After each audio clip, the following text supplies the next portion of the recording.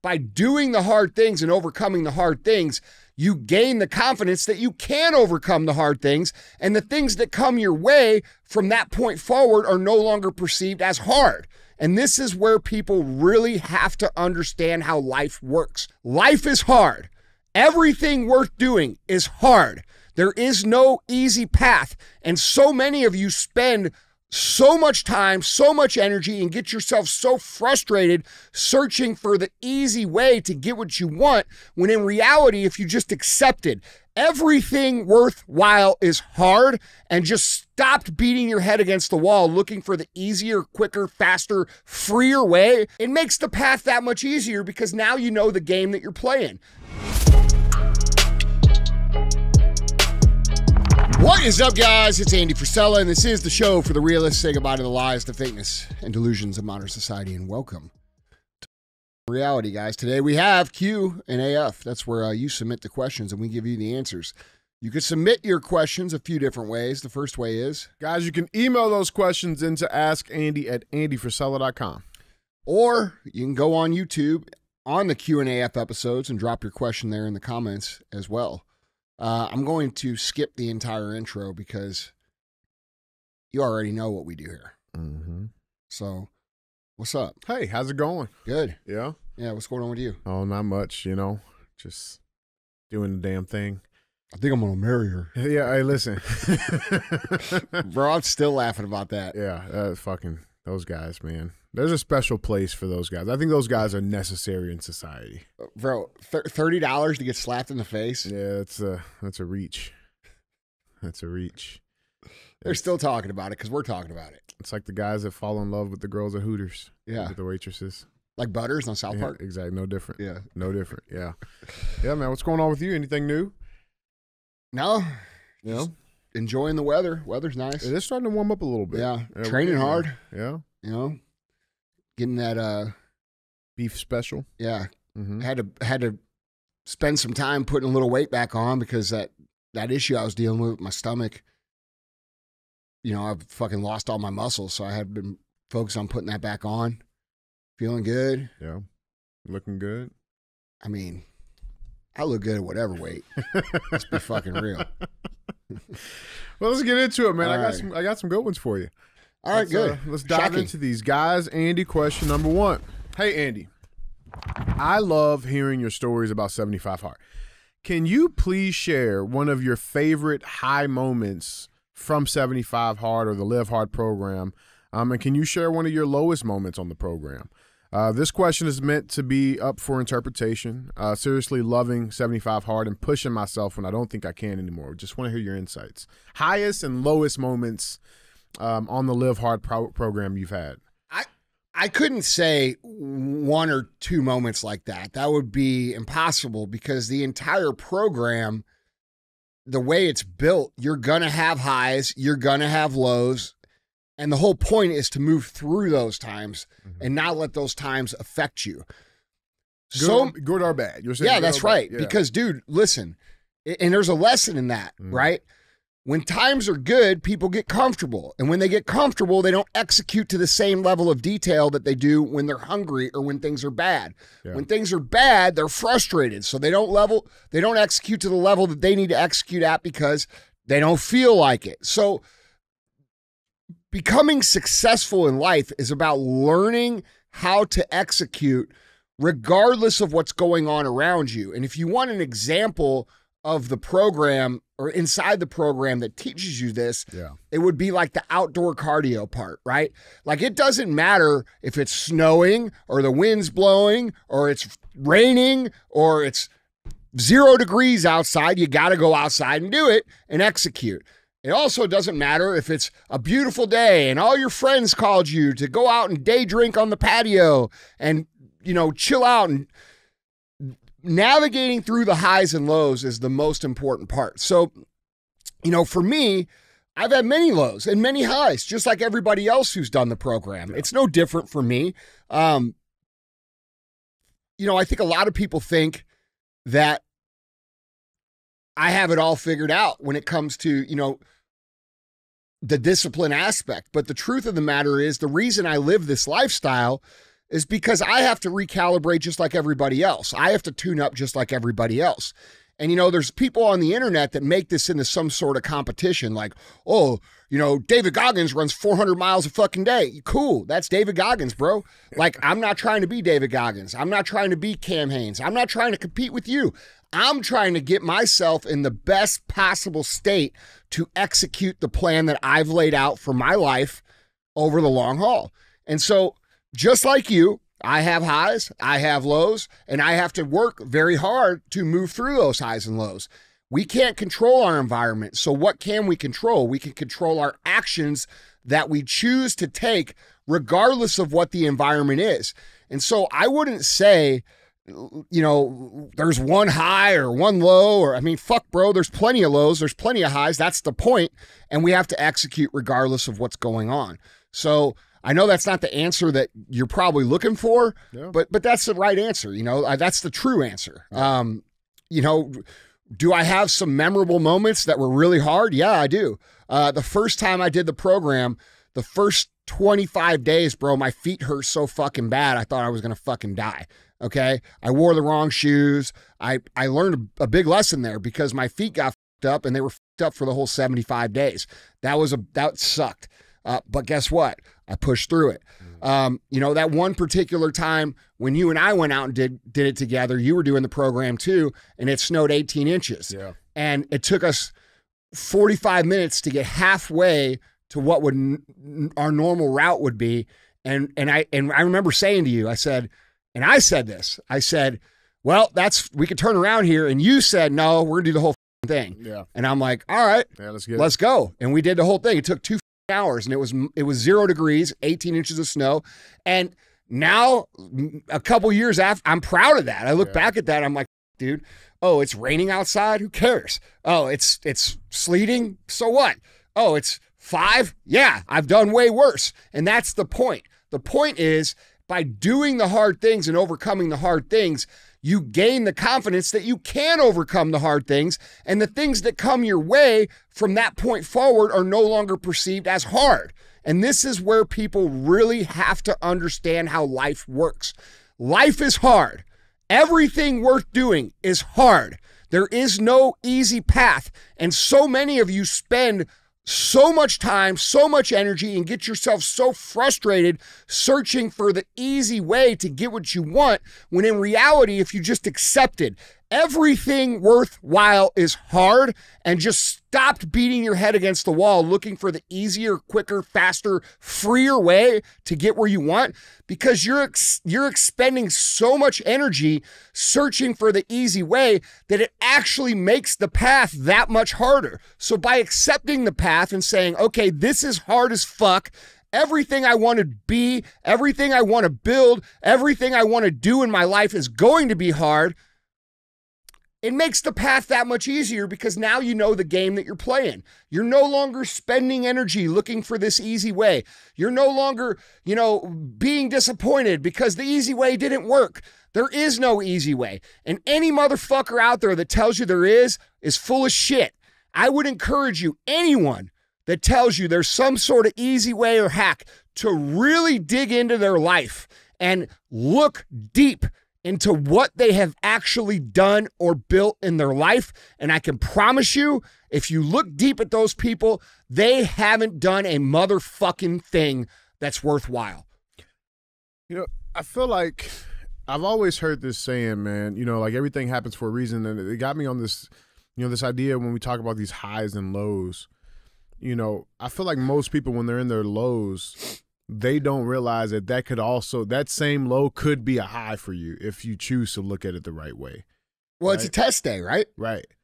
So, and people have that hard time. It's like, well, fuck, what meaning am I supposed to get? What good is, a death or a sickness, whatever the case is, getting stabbed in the face? Like it may be a low moment, right? But there's something there that could make that the best thing that ever happened to you. That's choosing the proper perspective. Yeah. When I did get stabbed, I spent, like you guys know, a very long time in a very deep, dark, suicidal depression. I was 23 years old. My face was completely fucked up. Everybody in the world saw it. It's not like I got stabbed and my arm and it was covered up or something. Like, it's on my fucking face, dude. What am I gonna do? Wear a Kanye mask everywhere? There was no COVID mask back then. Yeah, right. Like, I couldn't hide from it. So I had an amazing experience, which many of you have heard, that really shifted my perspective, you know, where I ran into a lady who was a burn victim, and we had an important conversation, and I tell that story often. And it shifted my perspective, and I started looking for what it was that made that experience helpful to me. In hindsight, when I look back at that, it was a transformative experience in my life. It changed everything. And in the moment, I thought it was the end of my life. I thought it was the end of hope, the end of dreams. My life was over. And it's a perfect example for what you're talking about. When you're at the low, if you could step back and emotionally disconnect from it and say, okay, what can I get from this? Or how can this serve me? Or what path can I take from here that will help me moving forward? And if you can do that, you will find something. 100%. Yeah. It's just very difficult to do in a high emotional state. Yeah, for sure. But it is a choice. Yeah, for sure. Point. Yeah. I love that, man. Highs can be lows. Yeah. I love that. Guys, Andy, question number 2. Andy, thank you for continuing to put out content to help all of us get better. I'm an entrepreneur of almost 10 years and at a 24-year-old small business with 15 people. Throughout my time, I've helped. Did you say entrepreneur? Entrepreneur. Okay. Yeah. Entrepreneur, 10 years in. The company has been in business for 24 years, 15 people working there. Got it. Throughout my time, I've helped build systems and processes in each of our departments. We have great people, but feel we're not always on the same page. We see actions that don't always look like winning. So my boss and I are redefining what's important to us and what we expect, detailing culture ingredients and some policies. My thought is that without established consequences for negative actions, for things like being late, there won't be enough motivation to do the right thing for some people. And when we, the managers, have to call out the negative actions, we don't have a policy for repercussions to stand on. What are your thoughts about having some built-in consequences for when people aren't meeting expectations? Well, look, this is basic human motivation. You have the carrot, which is the positive reinforcement, the reward, the bonus, the recognition, whatever that might be. And then you have the stick. And the stick is, if you do that again, you're fucking fired. Okay? And both are needed. And people don't like the stick. People today in today's business culture, they like to say, oh, that's so wrong. That's so mean. Well, unfortunately, when you don't have the stick, people abuse the out of you, and you give them an inch and they take 100 miles. That is human nature. So you have to have both. However you want to set up both is up to you. And by setting up both and then enforcing it, what will naturally happen is you will figure out places where you're too hard. You will figure out places where you're too soft. And over time of holding that line, you will begin to find exactly where the line is. So my advice to this person would be to, yes, absolutely, reward, recognize, promote the people who are doing their shit, who are great examples for all the employees, who perform at a high level. Those people move forward because that sends a signal to everybody else. This is what you have to be to win here. And then if someone is not doing what they're supposed to do, or they're underperforming, or they're doing grossly negligent shit or immoral shit or consistent problematic shit, those people have to go. And that sends a signal to everybody else. These people will not work out here. So what you do in these two situations sends a signal to everybody else. And that's the more important part than actually the discipline or the reward to the actual individuals doing it. It's what signal does it send to everybody else? Because if everybody else, and dude, this can fuck you up too if you're running a company. A lot of companies will promote people because they like them. Well, the problem with that is that when people see someone promoted and that person actually isn't performing, that person actually isn't kicking ass or living to that example, then they lose belief in the entire system because they feel like the only way to move forward is to be quote unquote chosen, all right, or a brown noser or an ass kisser. And all of that creates negative culture too. So whatever standards you pick, they have to be for everybody. No matter how much you like or dislike a person, you should be treating them fairly within the boundaries of that standard. Yeah. Like, dude, I like you, but you're not ready for this position. Well, yeah. And dude, also, you know, look, man, if someone's causing problems in your company, someone's always late, someone's cancerous, someone's gossiping, someone's underperforming, you have to look at it like this.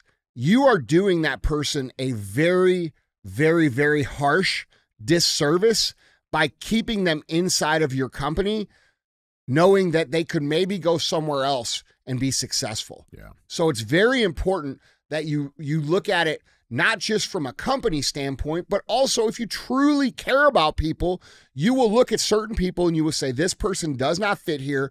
They will do much better somewhere else, and you will move them along in their career and hopefully part ways in a positive way. So yes, you need both. You have to have the carrot, you have to have the stick, and you have to do both consistently at a standard that is consistent with every single person. Mm-hmm. Let me ask you this, just because I want to clarify this, because what you're saying is the carrot alone is not enough to keep everything in line. No, absolutely not. You cannot just rely on the carrots and think that nobody's going to fuck off or be lazy. Like, the carrot alone is not enough. No, if you only have a carrot, bro, what will happen is, so dude, you have to think of these things like this. These are guide rails, okay? Like gutters on the fucking bowling alley. Yeah, okay. Right, exactly. Like curbs on the street, bro. Got it. All right? And your goal is to get the people running down the street, all right? And they know if they go too far to the left, they're out of the game. And they know if they go too far to the right, they get to go down the street faster, okay? So when they know where the boundaries are, people generally move in the right direction. The problem that becomes when you only have the carrot is that the disparity amongst your great entrepreneur, kick-ass employees and your very shitty ones that don't do anything becomes greater and greater and greater because there's no boundaries that keep them moving down the path together. So then what happens is you start to get like gangs inside of your building, right? You'll get 3 or 4 people over here. You'll get 3 or 4 people over here. They fucking hate each other. It causes all kinds of cancer. And now you got a real problem. So yes, you have to have both. It's very important. Every place in the world has rules. We live in this Gen Z society where everybody think like, bro, Gen Z's bringing their goddamn parents to fucking job interviews, bro. Get the out of here. It's wild. Dude, listen, these people, let me ask you this. A lot of these people are delusional, bro. Not only are they delusional that they are not entitled to a career or a job, they're also delusional to the fact of what it takes to actually win. A lot of people think that showing up, clocking in on time, not off, because there's so many people that won't even show to work on time now that people think that that's some sort of win. That's not a win, bro. That's called what you're supposed to do. Like, you know, it's like when people say, well, I fucking pay my bills. I fucking mow my grass. I do all, no shit. Really? You're supposed to do that, bro. I don't know who told you different. Yeah. You know what I mean? Like anyway. Yeah. Let me ask you this on the parent thing. Cause I thought about this. I don't know who I was talking to about this, but do you think that there is potentially a benefit of that? Meaning, like, okay, well, now I get to see what your parents are actually like. Like, you know what I'm saying? I get maybe there's that little bit of insight into the family home. You bring your parents to an interview here. I'm videotaping it and I'm putting it on YouTube and I'm letting the whole world know that you're a pussy. Yeah. Okay? Right. Yeah. Real talk. All right. Don't come here. Yeah. I don't want those people here, bro. I want high performers. I want winners. You know, like, dude, I get this question all the time. People are like, don't you worry about attracting employees coming to your work the way that you are in your podcast? No, because every motherfucker that comes here knows exactly what they're getting. It's not a around place. We're here to win. We're here to build shit. We're here to do shit. We work really fucking hard. We have a great time, yeah, but guess what? We're here to fucking win. And if you don't want to win, don't fucking come here. I love it, man. I love it. I want to go back to that last question real quick, okay? But the reason I want to go back is because a lot of you motherfucking business owners, you don't say shit about what you actually believe, okay? Oh, yeah. And then you attract all these people that believe all this different shit than you. And then you spend your entire life trying to corral those people and get them on the same page as you. If you would just find your balls and say what the you think in public and not apologize for it, those people that cause you 100% of your problems will not apply to work with you. Do you understand? Do you think that a bunch of fucking weirdo, cultural, pronoun, blue hair, fucking communist apply to work with Dana White? No. Okay. No. Why? Why not? Because they know he's the enemy. Why would they want? Exactly. How much money does he save by not having to go through that? That's what I'm telling you. Yeah. And it works that way for me too. Yeah. And it will work that way for you too if you would just find some balls. Yeah. Okay? I love it. No, it makes sense, man. Like, I mean, fuck the amount of money you can save, not having to hire The time. the training. It's not just money, it's time. Yeah. Bro, every time you have a cultural disturbance, it costs you weeks and months of time to fix. Yeah. Like, it's time. You cannot win with that shit in your organization. And the reason that a lot of you guys have it in your organization is because you're so scared of these people and you want them to be your friend and you want to accommodate them. And you know what? They fucking hate you. Yeah. So say what you think. Be real. Say the truth. Be fair. Set real fair guidelines and run your company. Yeah. And if people don't like it, guess what? They don't have to buy your shit. Right. It's real simple. Dude, it's very simple. Like, I was thinking about this too, man. It's real simple. Like, you go to let's say you go to this little, neighborhood shop and you walk and they got all the flags on the door. Yeah. Are you going to put an application in there? No. Probably not. All right. So my business, I'm going to put an American flag right there on their fucking There you go. door. You know what I'm saying? There you go. Need not apply. There you go. Need not apply. Stick yourself a 1776 sticker on your front door, bro. That's what Solve I'm all your saying. fucking problems. That's what I'm talking about. That's what I'm going to make that bison sticker for everybody's front door. Yeah, fuck yeah. That's going to mean stay off my lawn. Need not apply. That's right. Can you imagine the emails? So what you're saying is you're not going to hire people like me? You're not. That's discriminatory. I don't have to hire you. I don't have to fucking hire you. Especially not here in Missouri. What skills do you have? Yeah. What can you do?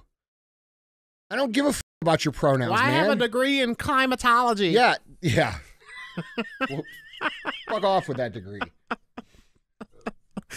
Oh, man. And you know what I'm saying? You know, how to hire people like me? You're not hireable, bro. You're not hired. You don't have any skills. You cause all kinds of problems. Your gossip, your drama, your I'm not paying for your surgeries. Yeah, dude. You're expensive.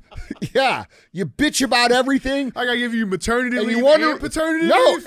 and then you wonder why nobody wants you to work with them, and then why nobody wants to hang out with you. All you do is bitch. Yeah. You get Mother's Day and Father's Day off? Yeah. Fuck, dude. Fuck. Oh, shit. Bro. Oh, man. All Dude. right. Dude, I don't know where we went off the rails, man, I but don't know. yeah. Boundaries, guys. Gotta Yeah. Get back to it. All right. Need not apply. Guys, Andy, question number 3. Andy, I've been running. Climatology. Science. That's offensive. You offend me. Bro, I brought my mom here for no reason.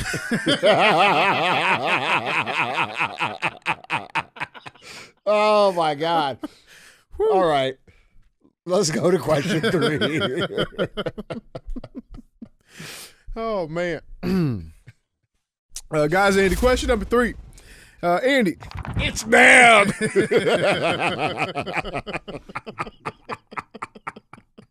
Oh my God, dude. I need Mother's Day off. What the is going on in the world, man? Why can't we just be cool? Oh, man. Oh, we're cool. I know we're cool. It's just us, man. It's Dude, just us. I know. They're going to kill us.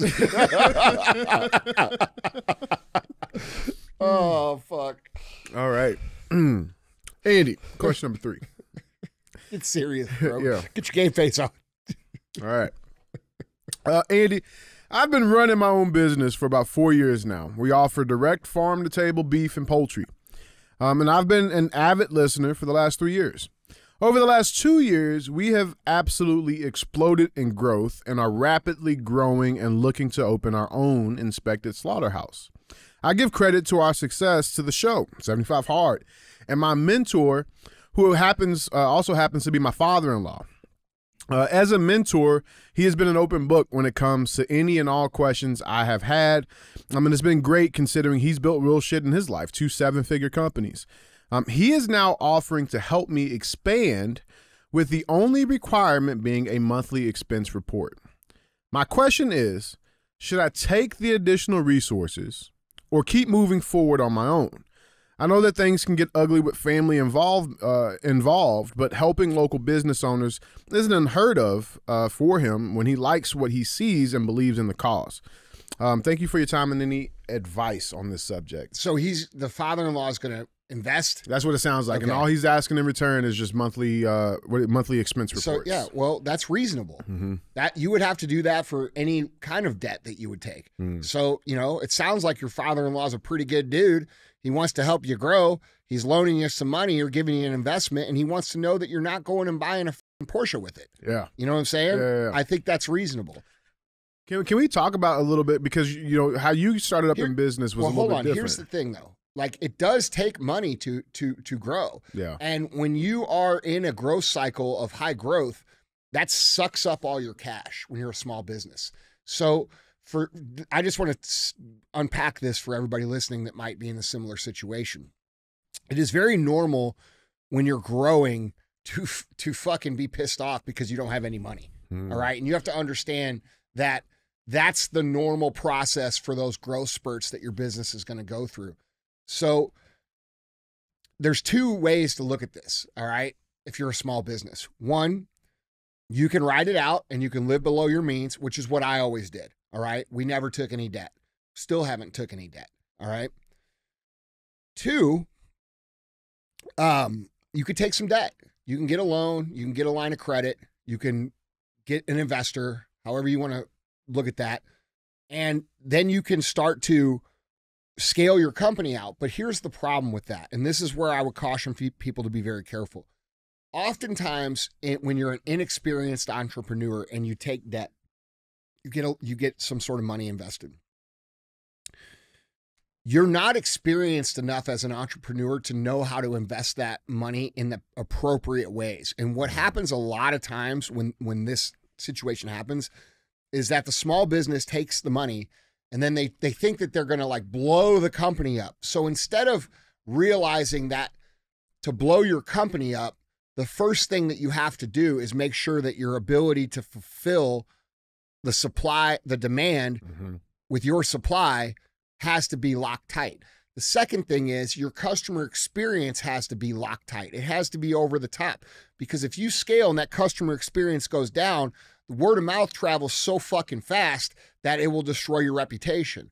So what ends up happening to a lot of small businesses that take money is that they spend it on they get aggressive about bringing in new leads, bringing in new attention, scaling the brand, but then their infrastructure can't fulfill the orders and their customer service doesn't make a great experience and people don't come back. And once they come once and they get a bad experience, they're not coming back. It's like going to a restaurant and then driving by it, having the worst fucking meal ever, and then driving by it 6 months later, it says under new management. Are you going in? No. Probably not. No, probably right? not. So that's most small businesses do this backwards. And so I would caution you, if you're going to take money, that you invest the money or make sure that your ability to fulfill in a fast, quality, amazing way is there, and that your service, your fail safes, your customer service aspect of your business is locked tight. Because, dude, it's like this, okay? Imagine a bucket, okay? And you have a bucket, and the bucket has holes in the bottom. And somebody gives you $10 million, and you go buy a bunch of water and you pour it in the bucket, it comes right out the bottom. Yeah. Okay. And the water represents your customers. Okay. So you have to fucking make sure that the bottom of that bucket is solid. And the holes are going to be the systems. The server, yes. And the systems, the ability to fulfill, supply chain, all of this shit that people forget about. We live in such a fast you know, get rich quick mentality right now because of the bullshit that these clowns do on the internet, that people don't think like this. They don't understand. If you go out and spend all this money on leads and you don't have the ability to fulfill, leads have there's a finite amount of leads, bro. Like, as big as the world is, as big as the market is, once your reputation is your reputation, it's very hard to fix. So it's very important that you consider these things before you take money and just go spend it on marketing. Because what happens is these companies will take the money, spend it on marketing. None of the customers stay. They don't capitalize on any of the word of mouth. They don't grow their business hardly at all. And then they're saddled with that fucking debt. Okay. And this happens all the time. This happens all the time. So if you're going to take debt as a small business or an investment as a small business, however you're going to do it, make sure that your systems are good. Make sure you can fulfill the product. Make sure your customer experience is amazing. That way, when the intention comes in, they say, holy shit, dude, best meat ever. Best pork chops I ever got. Best steak I ever got. Not only that, amazing experience. It came the next day. These people are awesome. And that's what you want out of that investment. Does that make sense? Absolutely. Absolutely. You don't want them saying the opposite, because the internet is an amazing tool. The internet will spread word of mouth instantly in a good way and also in a bad way. So you cannot make a mistake here if you're a small business. You have to do this the way I'm telling you, or you're going to fuck yourself. Now, the pro of taking these investments or taking the capital or the loans is that you can achieve this fairly quickly, right? Because you have that money there. Now, your experience, you started, like I said, you've been doing this with no debt. It's been your own building of this, right? Mm-hmm. And it's taken 25 years to get here. Mm-hmm. So what are the pros versus cons doing? Well, the pros is I own my shit. Yeah. You know what I'm saying? Like, right. I'm a very wealthy man because I never gave any of my shit away. Yeah. All right? That's the pros. The cons are... It's a massive pro. That's right. Yeah. But I'm still young because I started young. I was able to do that. If you're 40 years old and you're just getting started, time is not on your side in that way. So you might need to do it a little bit differently. Sure. So that's the pros. The cons are it takes a long time to do it that way. Yeah. Had I taken money 10 years ago, I would be where I'm at 8 years ago. Right. You know, and sometimes I'm like, that probably would have been a smarter move. You know what I mean? But that's not the way the cards played out for me. And I've got the situation I have now, and it is what it is. But at some point, most businesses have to bring on a partner, an investor, some sort of debt. They have to scale past a certain point. Otherwise, you're just not going to be able to get there because, like I said, the growth becomes so, it consumes all of your profits. And when your growth is so great that it's consuming all of your profits and you don't have any more, then that growth will eventually stall out, right? So most companies end up at some point having to take a partner, having to do some sort of strategic partnership, having to take some debt on. And in my opinion, I think you should make that process wait as long as possible. That's only going to benefit you more and more and more because you learn more lessons, you get better, you have better skill set, you're doing better on your own. And that way, when the money comes in, you know what the fuck to do with it. Yeah. Money is not the answer for small entrepreneurs, bro. I know that's the big thing right now. Raise money. Raise money, raise money, raise money. But raising money, if you don't know what to do with it, is just going to crush you financially because it's going to saddle you with all kinds of debt that you can't pay because now your business is out of business. You see what I'm saying? Yeah. So I just think when you're a small guy and you're just getting started, it's better to fucking bootstrap the shit as long as you possibly can. Because you need the skill set to know where you should invest that money. Yeah. And dude, like, you just don't know because, like, this guy, he's doing it 3 years. Real talk, bro. You better listen real close to what I just said. You'll fuck yourself. I've seen it happen a gazillion times. Yeah. And there's people out here listening right now who are like, fuck, that happened to me. Yeah. So a lot of them. That's real shit, man. I love it. Well, guys, Andy, that was 3. Yep. It's ma'am.